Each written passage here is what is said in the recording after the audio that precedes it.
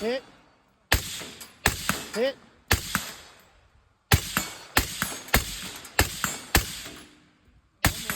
Move.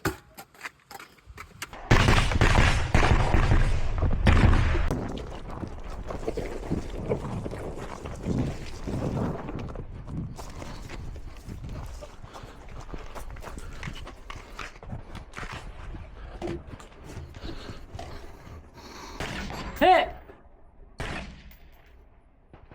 Hit! Hit!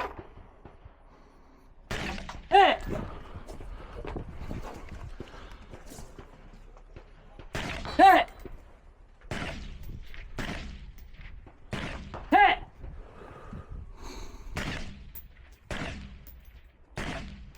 What's up, nerds? As you can probably tell, this video is going to be about a budget rifle build.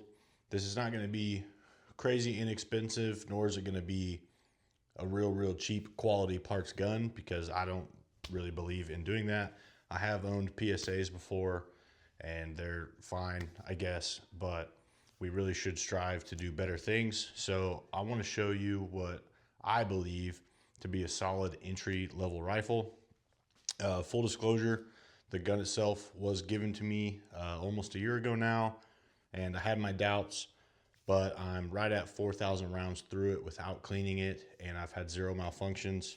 It holds a 1 MOA group, and so far it's been awesome. Used it in several competitions, training classes, different like exercises, and lots and lots of range time. So I'm going to show you kind of how I got some of the stuff on here, where it came from, kind of rough prices, or how I acquired them, things like that, to give you guys ideas on how you can build a budget level rifle that is going to kind of fit your needs, do what you need to do, not be super Gucci, although, you know, we should be striving towards like URGIs or Daniels, or, you know, whatever your kind of taste buds are.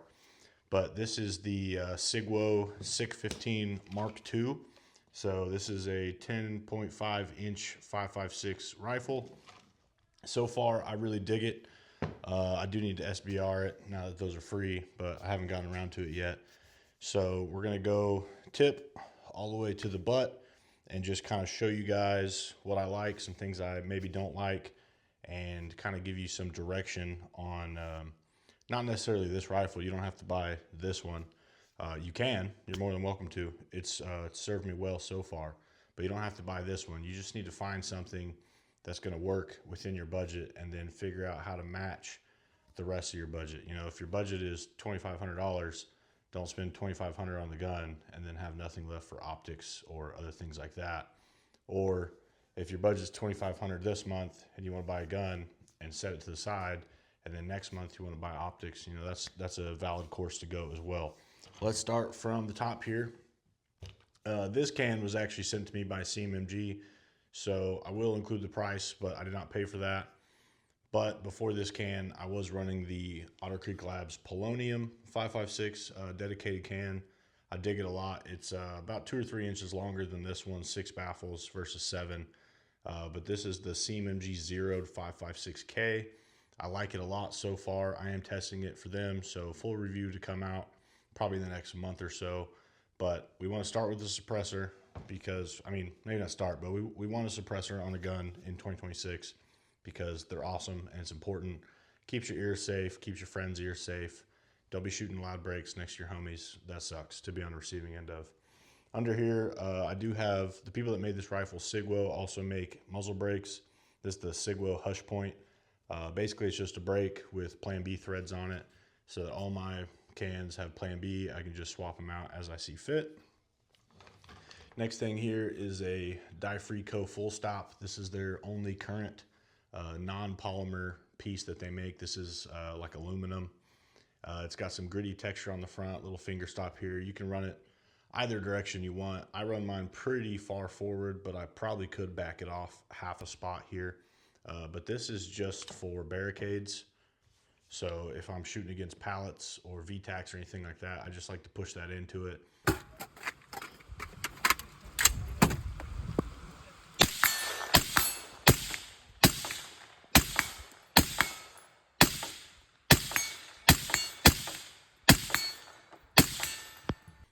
extra grip on it. It really helps it bite into the wood, and I like that a lot. So it's pretty far out. Looks weird to you guys. Typically, I'm shooting like this, but if I need to go up on a barricade, I can punch that thing in, and it works real good. About the cheapest I would go on a light, I wouldn't go any cheaper than this. You should be looking at like Surefire Scouts, Mod Lights, but the Streamlight ProTac, this is one of the smaller ones. They have a giant one that looks just honestly obnoxious, but Streamlight ProTac, I picked this up at a pawn shop trade-in for $80 with the pressure pad. I do not have a clicky cap for it, or I would probably be running a clicky cap. And then under here, I've just zip tied it and then chopped those right under the bottom of the Picatinny rail there, so the big bumpy parts are out of the way. Covered it in goon tape just for some grip, hold the pressure pad down more, and a little bit of heat. Not a lot of heat mitigation, but you will get some. Next, I guess the next thing is the sling. These are super dope. I have like 12 of these slings in like every color. I've been buying them since 2019 or 2020. I really like them. It's the Blue Force Vickers sling. So you've got your kind of quick adjust here, like you see on most slings. This is the QD version, so it came with QDs on both sides.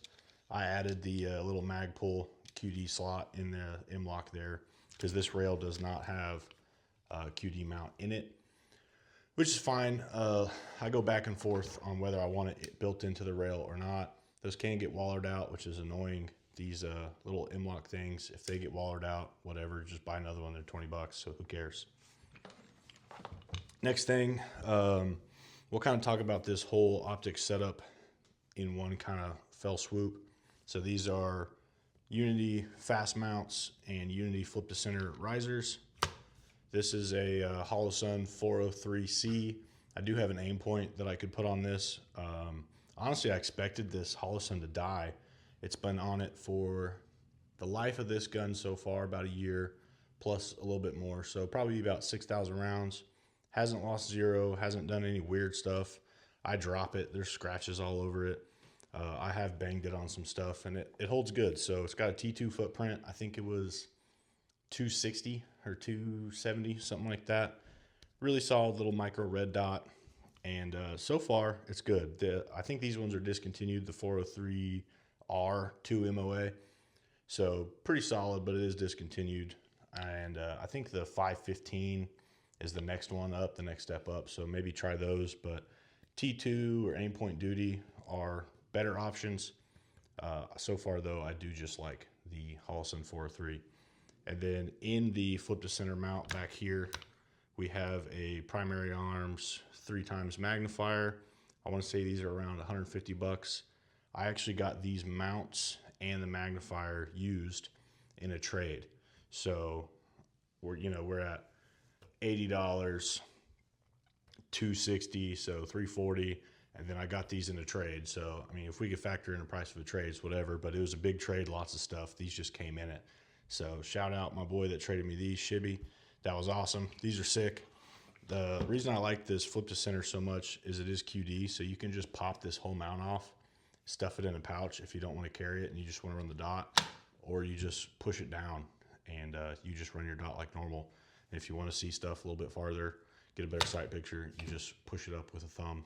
It's crazy easy, awesome. I've taken this thing on and off probably 15 times, and I've never lost any kind of like zeroing or anything like that. So that's the optics. As far as the gun, what? So internally, the only parts I have changed. This came with a B5. I put the Difrico Kung Fu grip and little butt plug for some batteries in the bottom.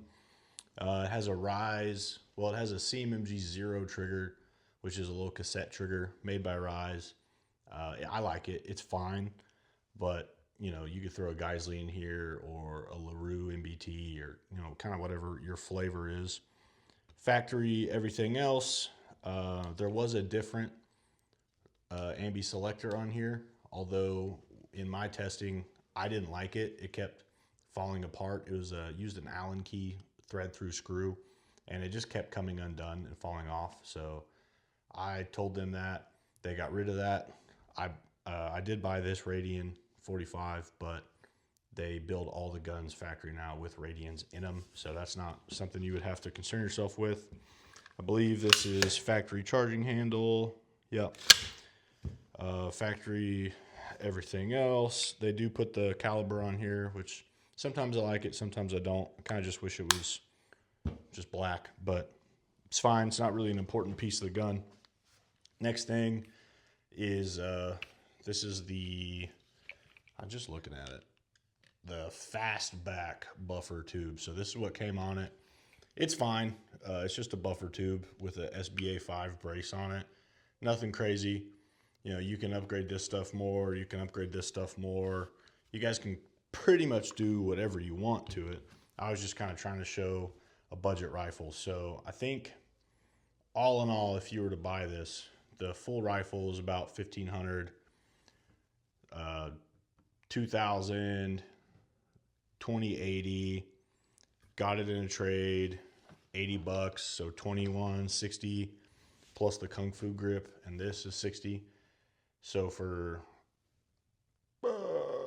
$22.20 is all I have in this if I was to buy all this stuff the way I got it, minus the rifle because it was free. But if I was to purchase all this stuff, right around $2,200. So we have a $2,500 gun.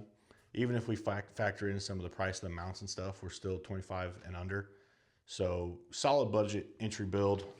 This is a 10.5, so I'm not really planning on doing anything crazy far. My buddy Shibby did hit a 500-yard steel with a 10.5, which was crazy, with no magnifier. Crazy impressive. Shout out him again.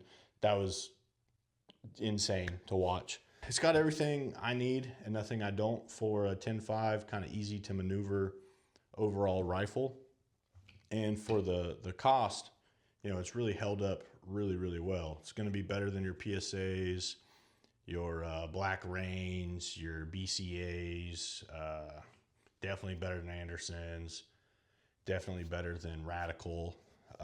It's probably somewhere on par with like an IWI Zion 15. It's probably somewhere around there. BCMs, you know, and stuff like that is probably still a step above, but they are trying to kind of break into that mid-tier range build. So we'll see what happens in the next few years with SIGWO. But so far, for a pretty cheap package, you know, $2,500, I've got a can, I've got optics, I've got a light, everything you need.